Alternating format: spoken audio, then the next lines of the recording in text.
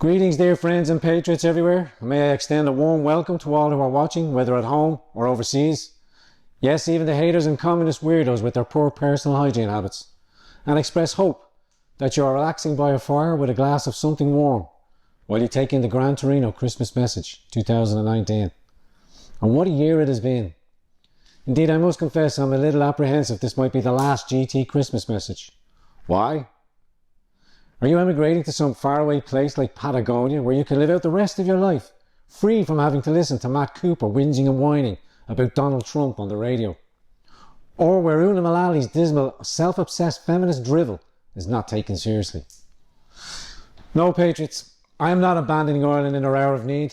What I am referring to, of course, is Minister of Justice and Equality, a man of 1,000 citizenships, Charlie Flanagan, or Clueless Charlie, as I like to call him, and his sinister citizen silencing plans to introduce hate speech laws in Ireland next year. In October this year, Clueless Charlie announced a consultation process to help the Department of Justice and Equality draft up these new laws to combat rising levels of hate crime, with an online questionnaire so obviously biased in favour of maintaining the diversity as our strength narrative that even Saoirse Pollock would have been embarrassed by it. Why do we need these new hate crime laws, I hear you ask? My dear patriots, what's the panic? The panic is entirely manufactured, as you well know. Ireland is one of the least hateful places on the planet. At least for incoming migrants, Ireland provides work, housing, welfare, healthcare and education to pretty much anyone from anywhere on earth who can make it to an Irish airport or ferry port. After all, Ireland is the little country at the centre of the world, according to our glorious leader, Leo Varadkar. And we have an entire pro-migration, multicultural boosting human rights NGO industry funded by billions of taxpayers' euros to ensure our new Irish friends avail themselves of every service available. Why else would immigrants continue to flock here? Approximately 35,000 net inward immigration in Ireland in 2019. A town the size of Bray added to our population, and these multicultural NGOs, who are of course behind the curtain pulling Clueless Charlie string of hate crimes. Faced with a chronic shortage of actual racism, the NGOs have resorted to weaponising minor incidences of self-reported racism using an online collection methodology that is free from corroboration. In other words, anyone can go online and they can claim they have been victims of hate crime. There is no way of confirming it. If anything actually happened, nothing recorded by the Gardaí, no witnesses, nothing.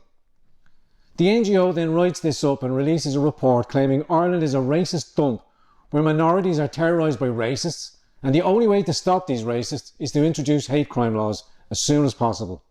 RTE, the Irish Times, News Talk, the Irish Independent, etc. recycle this report without even to bother asking, is it a little bit exaggerated, or if the author's report might be, pursuing a vested interest? Journalistic standards duly trashed. The media then to proceed paint Ireland like a 1950s Mississippi, full of prowling bands of torch-waving Neanderthals, hell-bent on driving out every last foreigner. And let us now consider the hate crime laws themselves. No less an official Ireland personage than Garda Commissioner Drew Harris himself has thoughtfully provided us with a definition of what exactly is a hate crime.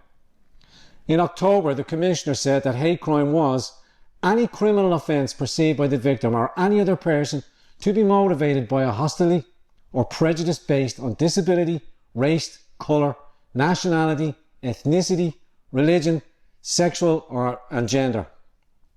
Now we shall have to leave aside a moment for the strange development of a serving police officer defining new legal terms which may soon be legally applicable to every citizen of the state.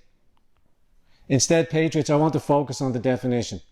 It is obvious to even the most intellectually limited, far-left, poor hygiene weirdo that a hate crime will, going forward, mean whatever the so-called victim wants it to mean. Drew Harris's definition is totally subjective. It says perceived, which simply means a crime will become a hate crime according to the interpretation of the person reporting it. And not that just the alleged victim. Now Harris says that any other person. So in practical terms, any person who happens to be on the bus, in the street or scrolling through Twitter who decides that this is a hate crime will be able to, and indeed encouraged, to trot down to their local Garda station, report a hate crime. Imagine the potential consequences of this mad Orwellian law. The waste of time and money and effort as the Gardaí investigate every dirty look on the Lewis, racist bicycle robberies, the chaos in our court systems as people who are branded hate criminals for questioning the government's immigration policy or objecting to transgender-friendly toilets in their children's schools. People's lives wrecked with criminal convictions for having the wrong ideas. That's what this boils down to. This is why the hard-won freedom of Irish men and Irish women to speak their minds without fear of censure is under threat like never before. As public disquiet grows over unprecedented levels of migration into Ireland, more and more people are challenging official Ireland's state-approved, media-enforced narrative that diversity is our strength. Migration enriches us and we have international obligations that just cannot be avoided. It's becoming increasingly difficult for the establishment to know that there is a downside to years of mass migration to this small island nation.